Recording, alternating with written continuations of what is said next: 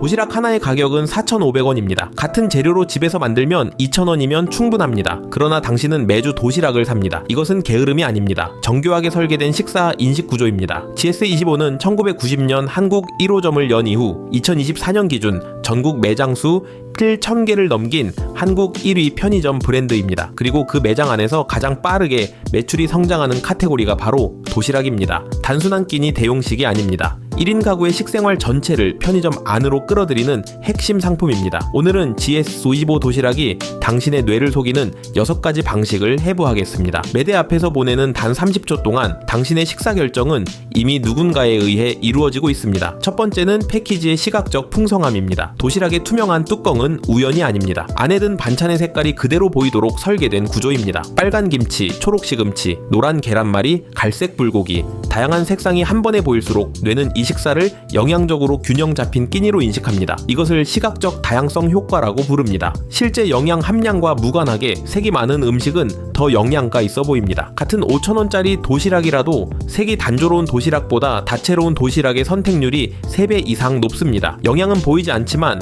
색은 보입니다. 균형은 입증되지 않아도 보이는 순간 결정됩니다. 두 번째는 가격대 분리 진열입니다. GS25 도시락은 3,500원, 4,500원, 5,500원, 7,000원대의 가격대로 분리 진열됩니다. 이 가격대 분포는 의도적입니다. 가장 비싼 7,000원짜리 프리미엄 도시락은 가장 적게 팔리지만 그 존재가 4,500원과 5,500원 도시락을 합리적으로 보이게 만듭니다. 이것을 디코이 효과라고 부릅니다. 7,000원이 옆에 있을 때 5,500원은 괜찮은 선택으로 인식됩니다. 가장 비싼 상품은 팔리기 위한 것이 아닙니다. 중간 상품을 정당화시키기 위한 좌표입니다. 모든 가격대가 매출을 만드는 것이 아니라 일부 가격대는 다른 가격대를 위해 존재합니다. 진열은 선택지가 아니라 기준점입니다. 세 번째는 신상 출시의 회전 속도입니다. GS25는 매주 새로운 도시락을 출시합니다. 셰프 콜라보, 지역 특산물 콜라보, 인기 음식점 콜라보 등 끊임없는 신상 라인업이 등장합니다. 이것을 신기성 편향이라고 부릅니다. 사람의 뇌는 새로운 자극에 강하게 반응합니다. 도시락 한 종류를 매주 먹는 사람은 적지만 새로 나온 도시락을 먹어보는 사람은 많습니다. 신상은 도시락을 단순한 끼니에서 작은 이벤트로 전환시킵니다. 같은 매장에 다시 오는 이유가 음식 자체가 아니라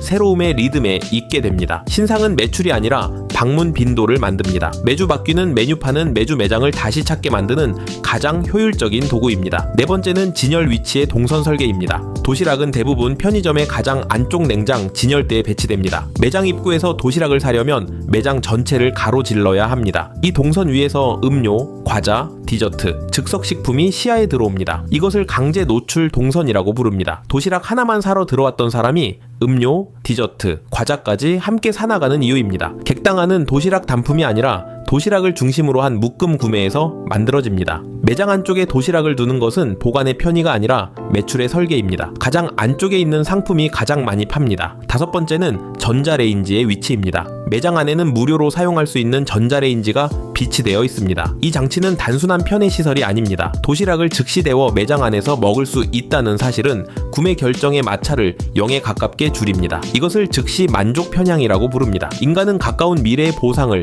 먼 미래의 보상보다 압도적으로 선호합니다. 집에 가서 데워 먹어야 한다는 한 단계의 마찰만 추가되어도 도시락 구매율은 20% 이상 떨어집니다. 즉시 데워 먹을 수 있다는 사실이 도시락을 단순 식품에서 즉석 식사로 전환시킵니다. 마찰의 제거가 매출을 만듭니다. 여섯 번째는 멤버십과 통신사 할인의 자동 결제 결합입니다. GS25에서 도시락을 살 때 통신사 멤버십 15% 할인과 신용카드 5% 할인이 자동으로 적용됩니다. 결제 화면에는 할인 후 가격이 크게 표시됩니다. 원래 4,500원 할인 후 3,600원이라는 표시는 절약의 감각을 만들지만 그 절약 감각이 다음 도시락 구매를 유도합니다. 이것을 본전 심리라고 부릅니다. 할인 혜택이 적용되는 매장과 그렇지 않은 매장 사이에서 사람은 무의식적으로 할인이 적용되는 쪽을 선택합니다. 그리고 그 선택은 곧 매장에 대한 충성도로 굳어집니다. 할인은 비용 절감이 아니라 행동 경로의 고정입니다. GS25 도시락은 단순한 끼니가 아닙니다. 1인 가구의 식생활 전체를 편의점에 종속시키는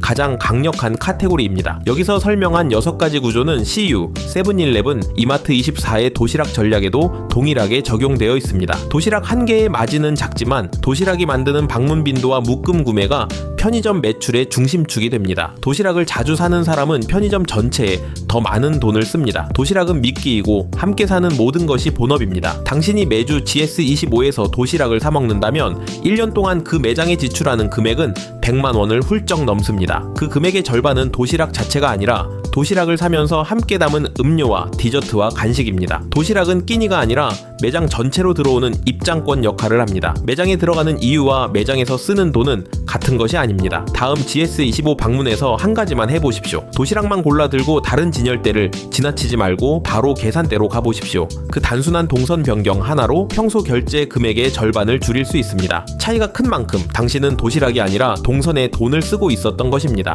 설명란 링크와 고정 댓글을 확인해